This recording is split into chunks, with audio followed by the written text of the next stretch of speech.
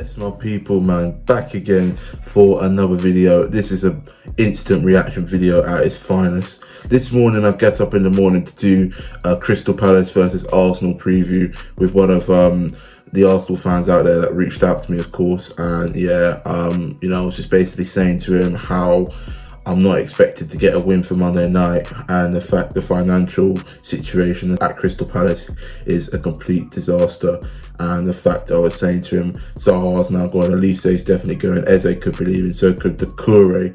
And then a few hours ago, well, not a few hours ago, I'm being a bit over the top, but let's just say maybe less than an hour ago, I get a tweet on my phone, and I also got my Instagram at the same time, and I see Olise sitting next to Steve Parish. Well, that's what the picture was. When I first saw it, I was like, oh no, he signed for Chelsea, hasn't he? And then I see Parish and I'm like to myself, what is this? Is this real? Is this a joke? Is this true? I mean, what? And it's just Michael Olise has signed a new 4-year contract with Crystal Palace, man. Come on, yes. Oh my God, I'm absolutely over the moon. Seriously, I am. Like, when I saw it, I was like, there's no way. Has this actually become a reality? He signed a contract extension for another 4 years. Steve Parish, man, listen, as much as I've been critical of him and I'm still sort of not impressed with what he's done in his transfer window, that's a win for him now. I'll give him that. You know, just need some more signings because Olise is going to be out for at least about 2 to 3 months still with the hamstring injury picked up in the Euros over the summer. So, yeah, but I'm absolutely buzzing. Now, this has to be one of the biggest transfer saga stories of this summer transfer window. The deal was all done with him going to Chelsea. Everything was sorted, the paperwork, he agreed personal terms. Hell, rumour has it there are even plans for him to have a medical today or tomorrow, I believe. And then I see that and I'm like, there's no way he signed a contract. And it's all over Twitter, it's all over Instagram, all over the media. There's even podcasts that are literally live right now at the time of this recording. People discussing it, Arsenal fans, Chelsea fans, Palace supporters, of course, as well. Everyone, you know, who's just witnessed this incredible scene. It's absolutely, it's just amazing, man. You know, I thought he was gone. I thought, yep, he wants a better ambition. He wants to try and win stuff. He wants to try and be at the top level and play European football over the next few years. Then yeah, maybe Chelsea is the place for him to go. That was my initial thoughts before he signed a new contract at Palace. I was a bit deflated. You know, over the last few days, my anger has directly been towards the board, and then they go and pull this magnificent turnaround.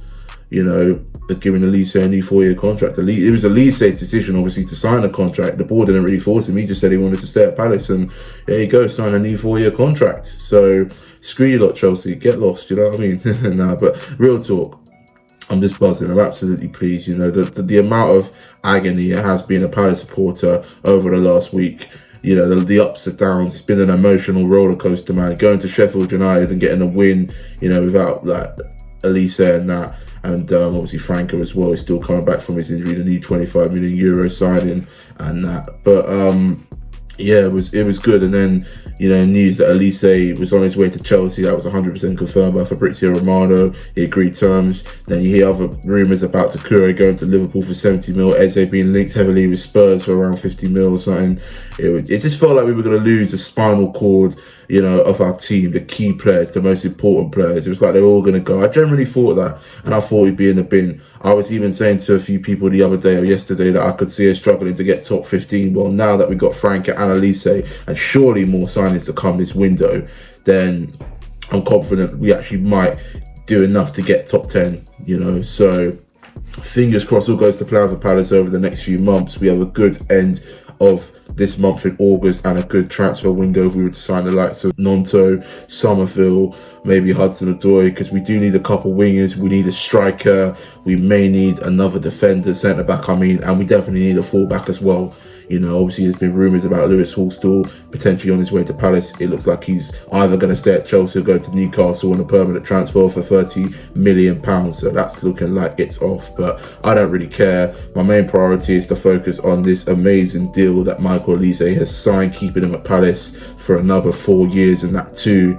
I'm blessed, I'm pleased, and this shows that the club has got a little bit of ambition, because a few hours ago I thought we're just going to have a crap season, fighting relegation, just about either surviving by the skin of our teeth or going down. You know, I thought there was no ambition. I thought players like Anderson, Eze and Gay would see that and potentially walk. But now that Olise's staying, and even Anderson coming out on Instagram congratulating him for signing a new contract, and Steve Parish for getting a deal done, that says it already, don't it? So I'm absolutely pleased. I mean, it's funny because I put on Twitter and I got it here. Sahara and Olise going in the same window with 0 replacements. That's what I thought was going to happen. Like, yes, this was yesterday or a couple of days. Yeah, this was yesterday. Literally, Franco out for a month, you know, and I even said it wouldn't surprise me if Roy Hodgson walked as well. Do you know what I mean? Because of the lack of transfers, the lack of ambition for the club. Even he's come out and said in the press conference, which was live less than an hour ago ahead of the Arsenal game, he said he's happy and really basically pleased that this has all gone down and that superbly well. So big up to Roy for saying that. And looks like Parish may be back in Roy. Looks like Roy's a lot happier than he was a few days ago. You know, I felt bad for him. It's not his fault that we were in that mess. Well, we sort of still are, but it's not his fault. It's all down to the board, and they need to step up and start acting quick, getting these new signings in, getting new deals done. Hell, they got to give Eze a new contract extension. Hopefully we could keep some more key players like Takuri and Eze at the club. Hopefully we could sign more players and build on going into the new season that has just kicked off, you know, and it's obviously kicked off on a high for us with our win last weekend at Sheffield United, you know, and keeping a clean sheet too. So it's a lot of positives that we need to focus on going into Monday night's fixture against Arsenal. I think the place will be rocking now that they've heard Olise staying, and it's looking like we are interested in a few more signings, loan signings and cheap buys and that, just to keep the squad strength 100% and that as well. We've got Franco coming back, then Olise. If we can keep certain players fit, we'll have a good chance of getting top 10 and having a decent season, fingers crossed. I think Roy is the kind of manager that he can keep he knows how to keep the team intact, organise them, you know, set them up defensively well and have a plan B, you know, and have a good system. And yeah, that's what we kind of need, and that he's got his experience, he's managed us before. This season shouldn't be his aim to keep us up, it should be his aim to get us as high as we can in the table, and his, you know, top 10 ideally would be superb, and maybe a cup run, you know what I mean? If we, like I said, if we were to try and challenge for the Conference League, there's a 1% chance of that happening. But let's be realistic. I want to aim for top 10, and I'm really looking forward to see what happens to us over the next few months, especially in that as well.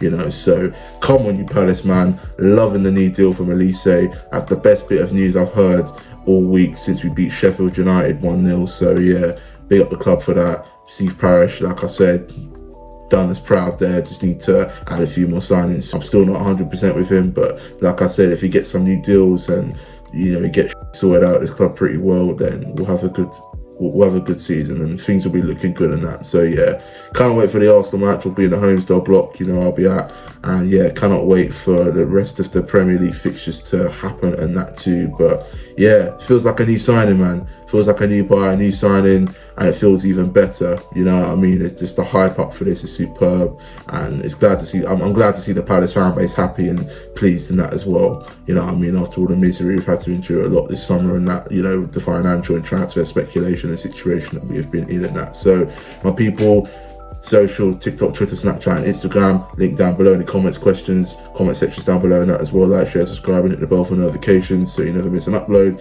and I will see you lot in my next video, which will most likely be the Arsenal vlog, so stay tuned for that. Come on, you Eagles.